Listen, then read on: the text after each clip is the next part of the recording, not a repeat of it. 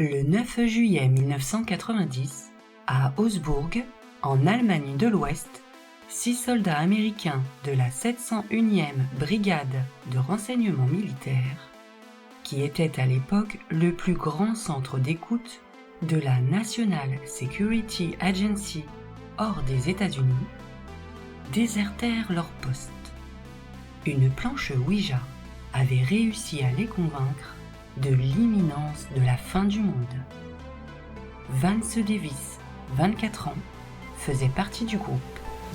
Il en était même le leader. Durant son adolescence, Vance avait suivi les cours de contrôle mental d'Alex Merklinger à New York, et il maîtrisait parfaitement les techniques d'auto-hypnose par l'imagination active. Lors d'une transe, il avait fait la connaissance d'une extraterrestre à la peau verte, habillée de jaune, nommée Kia, et une longue conversation s'en était suivie. Kia, dont la civilisation avait été anéantie par une autre race, disait venir d'une planète située à 45 années-lumière de la Terre. Les membres de son peuple, les Kia Seion, étaient télépathes, et ils faisaient route vers notre planète pour aider l'Alliance à protéger la race humaine.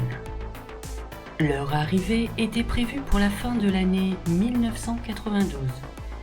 Les Kia Seion n'étaient plus très nombreux. Kia, qui était veuve, commandait les 5 vaisseaux spatiaux transportant l'ensemble de leur population, soit 15 000 personnes. Ses 2 grands-fils s'occupait de 2 autres navires. Au fil des ans, elle était devenue l'initiatrice de Vance. Ce détail aurait été anodin. De nombreux médiums prétendent avoir un guide spirituel. Si le jeune homme n'avait décidé de s'engager dans les services de renseignement militaire américains. Pour sa première affectation, Vance fut envoyé à Fort Meade, dans le Maryland. Il était en chemin vers la base quand une femme, qui se trouvait dans le même bus que lui, l'appela par son nom. Elle lui dit « Dieu m'a montré que vous alliez aider à changer le monde. » Cette phrase, qui avait des allures de prédiction, le troubla fortement. Durant son séjour à Fort Meade, Vance comprit qu'il était suivi par les services secrets depuis des années. J'ai travaillé sur la recherche psychique à Fort Meade et j'ai été surpris du sérieux avec lequel les militaires abordaient le sujet. J'ai compris que mon parcours rapide vers la NSA était probablement dû à mon background au Silva Mind Control. Vance se retrouva ensuite affecté à la 701e brigade de renseignement militaire, qui était basée à Augsbourg, en Allemagne de l'Ouest. Il était chargé d'intercepter, d'identifier et d'exploiter les communications étrangères. En 1989, d'obscures raisons l'amenèrent à penser que la ligne de démarcation entre le monde physique et le monde spirituel commençait à s'estomper. Un jour du mois de novembre, il proposa à 5 de ses compagnons de chambrée, Michael Huekstadt, Chris Perlock, William Setterberg, Kenneth Bason et Annette Eccleston, de l'aider à vérifier son impression en menant quelques expériences. Ils étudièrent la perception extrasensorielle, la parapsychologie, le spiritisme, la voyance grâce aux cartes de tarot. Mais aucune de leurs tentatives ne donna de résultat, jusqu'à ce qu'ils essayent le Ouija. Alors, quelqu'un vint à eux, spirituellement. Au cours des mois suivants, plusieurs entités se manifestèrent de la même manière, en communiquant avec eux par l'intermédiaire d'une planche Ouija. Leur principale interlocutrice se faisait appeler Saphir, mais d'autres se présentaient parfois, des extraterrestres, des prophètes de la Bible, Zacharie, Marc et Timothée du Nouveau Testament, et même la Vierge Marie. Saphir faisait fréquemment des prophéties. Elle prédit la guerre du Golfe et le tremblement de terre de 1990 en Iran, allant même jusqu'à donner le nombre exact de victimes, et ils en conclurent qu'ils étaient vraiment en contact avec une intelligence supérieure. Elle prétendait que l'humanité était sur le point d'évoluer, que ce changement attirait de nombreux extraterrestres, qui dialoguaient par télépathie avec des gens comme eux. Elle les mit en garde, leur assurant que les membres de l'Alliance étaient pacifiques et bienveillants, mais que d'autres enlevaient des êtres humains pour procéder à des expériences scientifiques. Kenneth Besson lui demanda si le gouvernement américain et les extraterrestres entretenaient bien des rapports secrets comme il le pensait, et elle confirma ses soupçons. À la fin du mois de mai 1990, Saphir leur demanda de se préparer à quitter l'armée, car de graves événements étaient à prévoir au cours des 5 prochaines années. Un conflit allait éclater entre l'Europe et les États-Unis, qui rendrait difficile la poursuite de leurs tâches. Ils devaient partir au plus vite et se cacher quelque part en Amérique. En 1998, 3 fois 666, le chiffre du diable, l'Antéchrist ferait son apparition et il conduirait le monde à sa perte. Le moment venu, ils devraient être en mesure de transmettre leur savoir et de préparer les habitants de la Terre au chaos à venir. Pendant quelque temps, Vance et ses amis cherchèrent une excuse juridiquement valable pour quitter l'armée, et comme ils n'en trouvaient aucune, ils interrogèrent une nouvelle fois le Ouija. « Laissez, partez !» leur répondit l'esprit par l'intermédiaire de la planche. Ce conseil les stupéfia.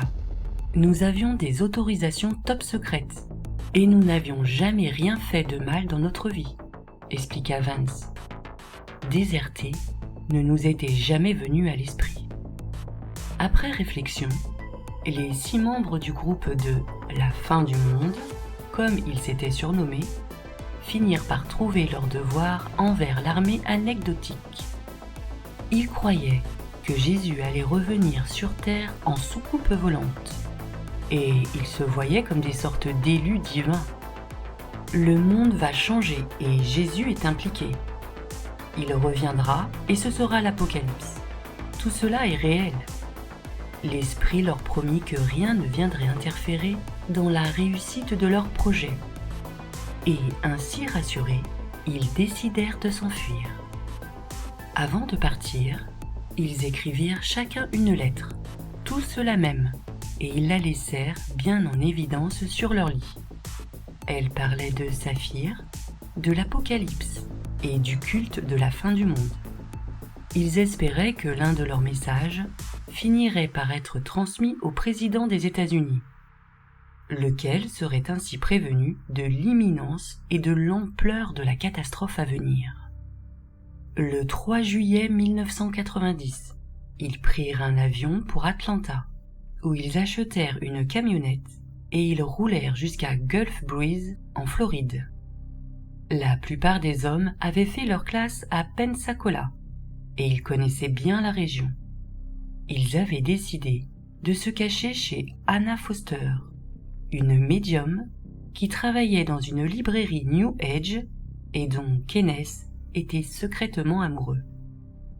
En arrivant, Vance fit la connaissance d'Iris, la colocataire d'Anna, et il reconnut immédiatement en elle son âme sœur, celle dont il avait eu la vision durant son adolescence. Saphir leur avait dit qu'il pourrait rester à Gulf Breeze pendant quelques jours, jusqu'au vendredi suivant, mais qu'ils devraient ensuite partir pour leur sécurité, et ils comptaient bien suivre son conseil. Ils avaient prévu de s'arrêter au Texas pour ramasser leurs affaires, de se diriger vers les montagnes et de s'y cacher. Là, ils devraient commencer une nouvelle vie et se préparer à l'inéluctable. Le vendredi 13 juillet, pour des raisons aisément compréhensibles, Vance et Kenneth insistèrent pour rester un peu plus longtemps à Gulf Breeze. Et une fois encore, les prédictions de Saphir se réalisèrent.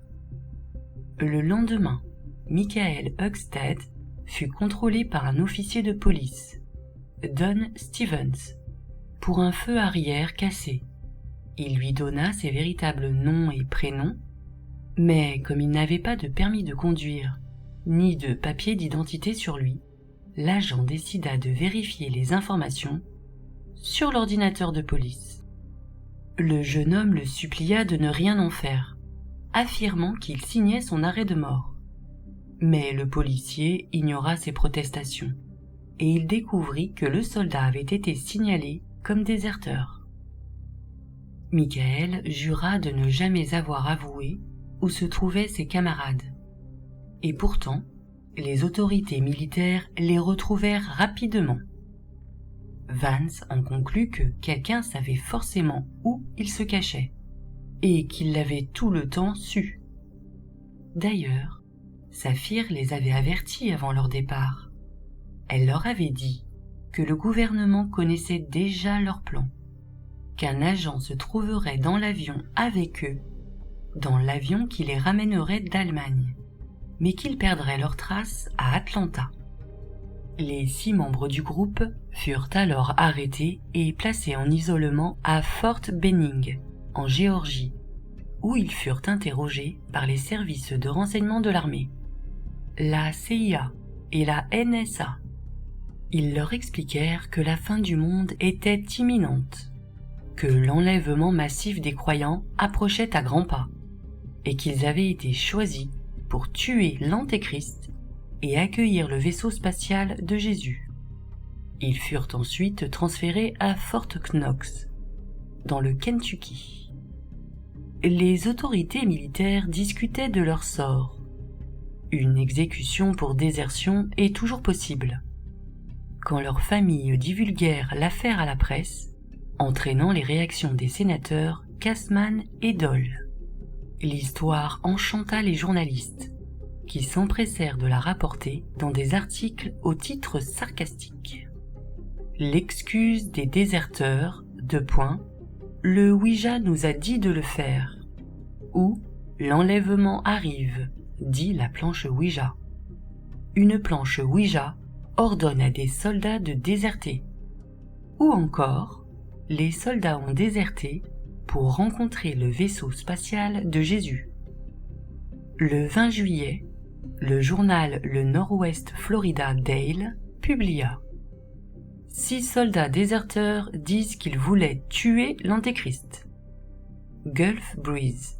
6 soldats qui étaient, selon un journaliste militaire non officiel, en mission pour tuer l'Antéchrist, ont été accusés jeudi d'avoir déserté leur unité de renseignement en Allemagne de l'Ouest. » Le porte-parole du Pentagone a déclaré que c'était un titre et une histoire des plus bizarres. Lors de leur arrestation, toutes les notes des membres du groupe de la fin du monde avaient été remises aux autorités militaires, qui avaient affirmé ne pas s'intéresser aux croyances des soldats. Mais comme Vance et ses camarades avaient accès à des documents classés secret défense, une enquête fut néanmoins menée sur leurs activités. Peu de temps après, les journaux annoncèrent que les soldats ne passeraient pas en cour martiale, et Pete Williams, porte-parole au Pentagone, fit cette déclaration. Il semble n'y avoir aucune preuve d'espionnage ou problème de sécurité.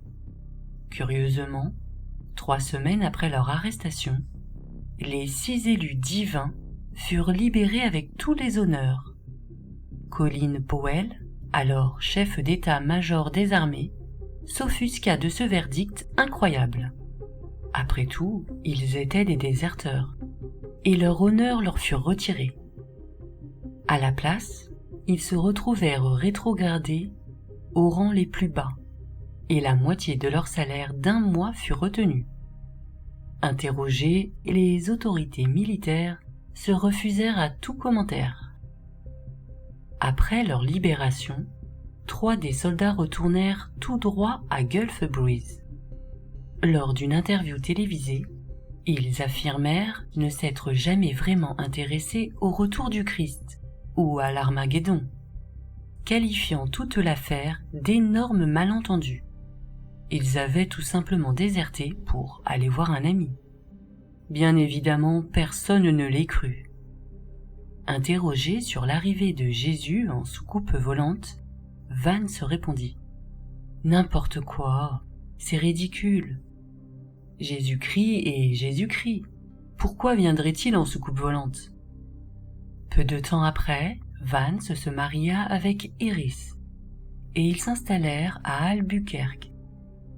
Ils faisaient des petits boulots et donnaient des séminaires sur les modes de vie autonomes. Ils croyaient toujours dans les prophéties de Saphir.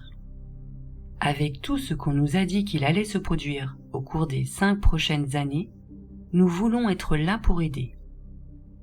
Les événements à venir, qui comprenaient de nombreux tremblements de terre, des éruptions volcaniques, dont une majeure au mont Rainier, la dévastation de la ville de New York par des fuites de gaz, et des émeutes alimentaires et raciales dans toutes les grandes villes américaines, devaient mener à la loi martiale et à l'effondrement économique du pays. Quand tout cela se produira, alors nous partirons de nouveau, déclara Vance à la presse. Tous les 6, nous partirons ailleurs. Les gens nous chercheront et ils ne pourront pas nous trouver. Après que la chose se soit produite, alors nous reviendrons à nouveau pour les aider et à remettre les morceaux ensemble. Quelques années plus tard, Jim Moseley, un ufologue, se pencha sur l'affaire des 6 de Gulf Breeze, comme la presse les avait surnommés. Il ne comprenait pas comment les soldats étaient parvenus à échapper au FBI et à l'armée si longtemps, ni comment ils avaient réussi à rentrer aux États-Unis sans se faire arrêter par les agents de l'immigration et des douanes. Il se demandait pourquoi l'armée s'était montrée si indulgente, se contentant de rendre à la vie civile des spécialistes des renseignements qui avaient abandonné leur poste. Pour lui, toute l'affaire sentait la manipulation à tout niveau. Lors de son enquête, il découvrit que le 25 juillet 1990, les médias de Floride avaient vu apparaître cette étrange dépêche sur leur téléscripteur. US Army.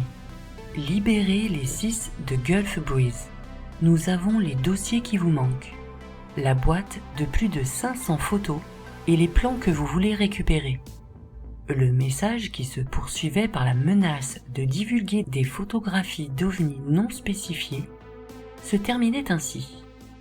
Réponse code AUGSB3CM. Peut-être était-ce une coïncidence, mais les 6 soldats avaient été libérés 3 jours plus tard.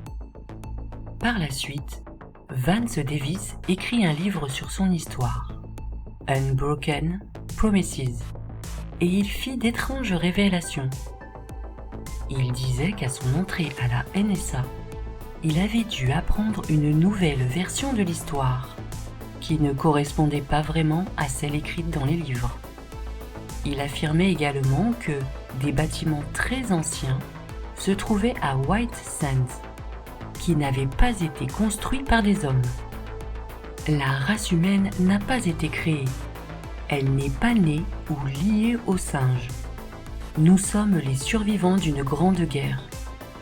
La race humaine, telle que nous la voyons aujourd'hui, même nos plus anciens parents, ont été déposés sur cette planète et coupés du reste de l'univers. Nous avons un gène spécial qui ne peut être ni copié ni manipulé. Ils ont essayé. On nous a dit qu'il s'appelait le gène Jésus.